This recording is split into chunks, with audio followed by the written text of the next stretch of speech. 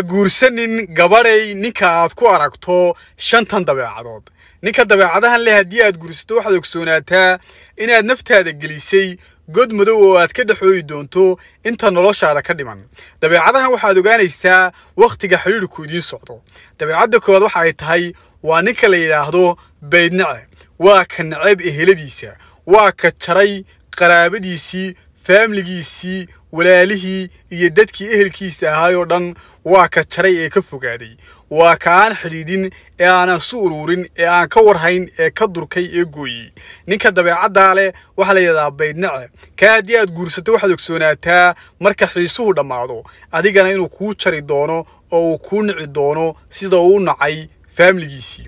dabeecadda labaad waxa ay tahay waa ninka la yiraahdo bahdilne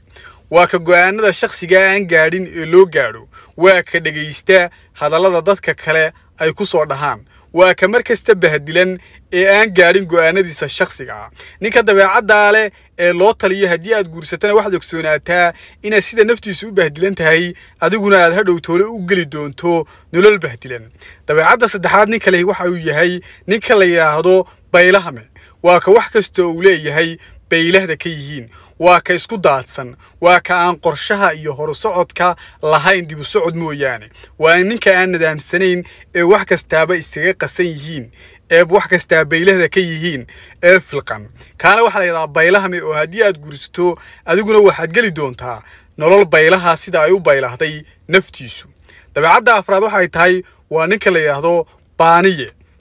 waa ka faanka badan waa ka bootada badan waa ka ku sheegta markasta waxaanu ahayn laakiin ficilkiisa aadan ka arag waxa uu ku sheegay waa ka afka uu ka nool ee ku nool nolosha hawada ah ee khiyaaliga ah waa ka ayna islahayn ficilkiisa iyo faankiisu ninka dabeecadda leh hadii aad guursatana waxaad ogsoonataa inaad ku noolaan doonto nolol khiyaaliya dabeecadda shanaad ee u dambaysa waxa ay tahay waa ninka la yiraahdo burburiye waa ka burburiya waqtigiisa waa ka burburiya hantidiisa waa ka burburiya wax kasta uu leeyahay waa ka aan isu ururin waa ka aan ka fikirin dantiisa waa ka danlaawaha ah ee maalayacniga ah kaana waxa la yiraahdaa burburiye oo waqtigiisii xooggiisii iyo maskaxdiisiiba waxa uu ku burburiyay waxaan micno lahayn kaana hadii aad nolol la wadaagto waxaad ogsoonataa adigana noloshaadu inay burburi doonto sida ay tiis u burburtay